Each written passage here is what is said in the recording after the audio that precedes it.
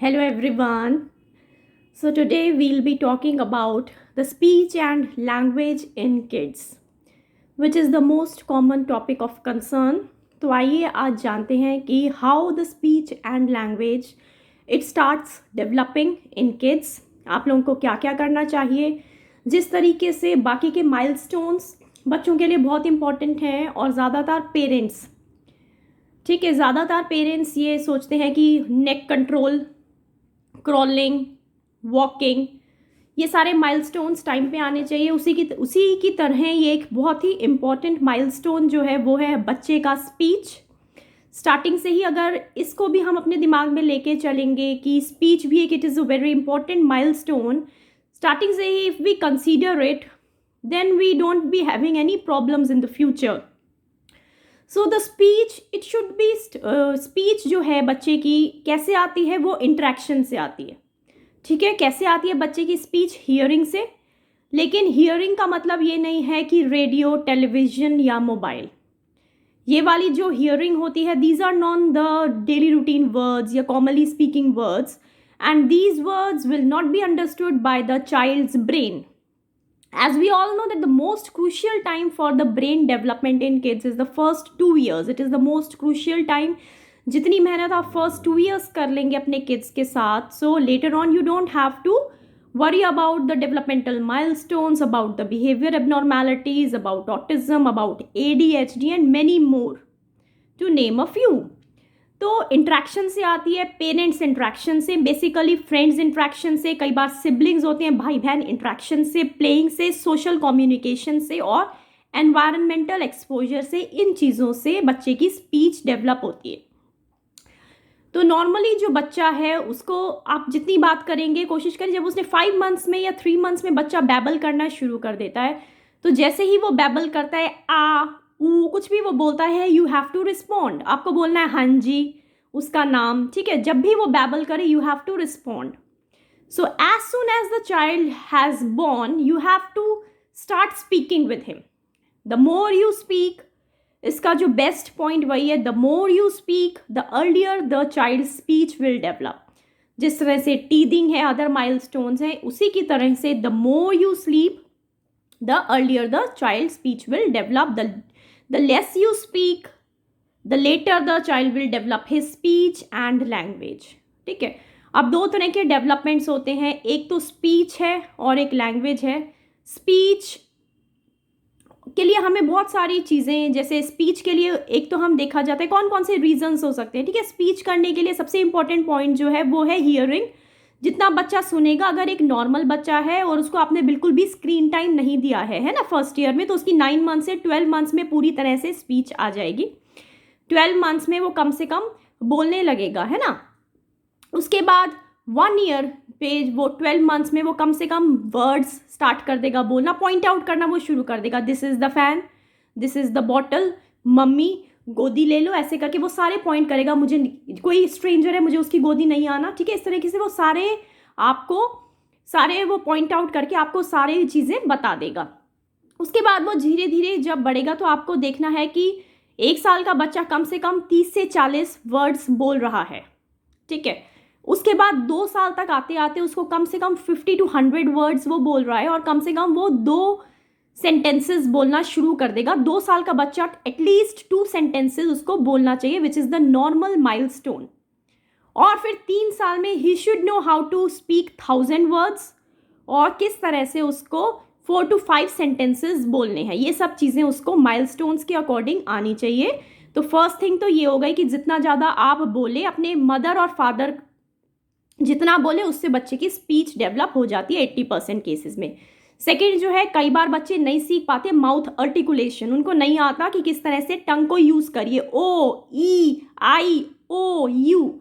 कई बार उनको टंग और लिपसिंग नहीं आ पाती, जिसके लिए अगर आपने देखा कि उसका टंग टाई नहीं है, ठीक है, अगर उसका टंग टाई है then you need to meet your physician. Significant है तो ठीक है, कई बार बहुत मामूली सा टंग टाई होता है बच्चे का, जो स्पीच थेरेपी कराते कराते अपना वो ठीक हो जाता है, तो वो चिंता की बात नहीं होती। अगर टंग टाई नहीं है तो सेकंड चीज़, कई बार प्री मैच्योर बेबीज़ होते हैं वो लेट बोलते हैं, तो आप ध्यान रखिए अगर प्री मैच्योरली बॉर्न हुआ है तो उसे बिल्कुल भी स्क्रीनिंग नहीं देनी और उसके साथ और ज़्यादा एफर्ट्स करके बातें करनी है, ठीक है, जैसे कि 1 आवर में हमारे मुंह से 940 वर्ड्स निकलते हैं, तो उसके अकॉर्डिंग आप अपना जितना बात करेंगे उतना जल्दी। प्री मैच्योर बेबीज जो होते हैं वो थोड़ा लेट बोलते हैं, ठीक है। ऑटिज्म में स्पीच डेवलप नहीं होती, ठीक है। ऑटिज्म एक रीज़न हो सकता है। हियरिंग इम्पेयरमेंट, जो कि आप बेरा टेस्ट से करा सकते हैं, अगर बच्चा बिल्कुल अंडरस्टैंडिंग उसकी ठीक है। एमचैट स्केल या आपके डॉक्टर ने ऑटिज्म को आउटरूल कर दिया है, ADHD को आउटरूल कर दिया, तो वो बेरा टेस्ट से आप उसकी हियरिंग चेक करा सकते हैं, ठीक है। ADHD है तब भी बच्चा लेट बोलेगा। डेवलपमेंटल कोऑर्डिनेशन डिसऑर्डर है तब भी बच्चे को समझने में और लिखने में और बोलने में टाइम लगेगा, ठीक है। He will develop his speech late, ठीक है। अब फ्रेंड्स, आपको ये देखना है कि जो मोस्ट क्रूशियल टाइम है हमारा 1 ईयर का, ठीक है, इसमें अगर आपने हाफ एन अगर आप उसके साथ बोल रहे हैं तो उसका ब्रेन डेवलप हो रहा है, स्पीच वाला पार्ट उसका डेवलप हो रहा है। लेकिन अगर इसमें आपने अगर हाफ एन आवर भी स्क्रीन इंट्रोड्यूस कर दिया इस डेवलपिंग फेज में, ठीक है, अगर आपने इस डेवलपिंग फेज में हाफ एन आवर भी मोबाइल दे दिया तो 49% जितनी उसकी स्पीच डेवलप हुई थी 100% में से 49% हाफ एन आवर के स्क्रीनिंग से वो रिड्यूस हो जाएगी, ठीक है। इसी तरह से जो साइकिल है वो 2 साल तक चलेगी। हर हाफ एन आवर स्क्रीनिंग में 49% या फिर हमारे 740 वर्ड्स डिक्रीज हो जाएंगे, ठीक है। इतने वर्ड्स उसके डिक्रीज होते जाएंगे, यानी वो पीछे चलता रहेगा। कई बार बहुत सारे ऐसे केसेस आते हैं कि डेवलपमेंटल स्टटरिंग या डेवलपमेंटल स्टैमरिंग या फिर स्क्रीन एसोसिएटेड वर्चुअल ऑटिज्म या फिर स्क्रीन एसोसिएटेड स्पीच डिले। तो इसमें क्या होता है कि सारे पेरेंट्स कहते हैं कि 1 साल तक हमारा बच्चा बैबल करता था, सब कुछ बोलता था मम्मी पापा, लेकिन कोविड के टाइम में या फिर 2 साल के बाद उसने वो पीछे चला गया, वो कुछ भी नहीं बोलता, वापस चला गया। जो पहले वो अल्फ़ाबेट्स बोलता था वो भी वो भूल गया है, ठीक है। ये कब होता है? ये तब होता है जब उसके माइंड में प्रॉपर स्पीच डेवलप स्टार्ट होनी शुरू हो जाती है, तो उसके माइंड में बहुत सारा कन्फ्यूजन स्टार्ट होता है, ठीक है। तो यू हैव टू, और उस टाइम पे बच्चा बहुत ज़्यादा क्यूरियस भी होता है, बहुत सारे क्वेश्चनिंग करेगा आपसे, and you it's your job to answer all his query. उसके सारे क्वेश्चंस को आपको आंसर देना है, ठीक है। और साथ में आपको ये ध्यान रखना है कि उसके बीच में कोई नई चीज़ इंट्रोड्यूस नहीं करनी जब उसकी स्पीच की वो साइकिल डेवलप हो रही है, ठीक है। Mummy papa phase, ADL activities वाला जब फेज डेवलप हो रहा है तो उसके बीच में अगर आपने सर्किट को ब्रेक कर दिया, सर्किट को डिस्टर्ब कर दिया, ठीक है, न्यूरोट्रांसमीटर्स वाला अगर ब्रेन के सर्किट को, न्यूरॉन्स को आपने डिसरप्ट कर दिया, ब्रेक कर दिया। ये ब्रेक कैसे होगा? स्क्रीन देने से होगा, मोबाइल देने से होगा, राइम्स देने से होगा, टेलीविजन देने से होगा। इन सब चीज़ों से सर्किट ब्रेक हो जाएगा। कुछ भी कॉम्प्लिकेटेड चीज़ अगर आपने उसके दिमाग में इंट्रोड्यूस कर दी, ठीक है, कोई भी मुश्किल चीज़, न्यू लैंग्वेज, इसलिए कहते हैं बच्चे के साथ एक ही लैंग्वेज बोलिए for the first 2 years, either Hindi either English.